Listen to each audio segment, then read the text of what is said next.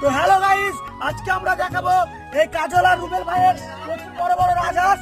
সেই রাজহাঁসগুলোকে ধরে আমাদের রাত্রে আজকে পিকনিক চলবে। তো এসো আমরা এই যে দেখতে পাচ্ছ কাদের কাদের এগুলোকে আপনাদের পুরো কি বলে দেখবো। রমনাকে আমি ধরতে পাঠিয়েছি। রমন কামান হারিয়া তাড়াতাড়ি তাড়াতাড়ি এই আমরা রাজহাঁস ধরেছি।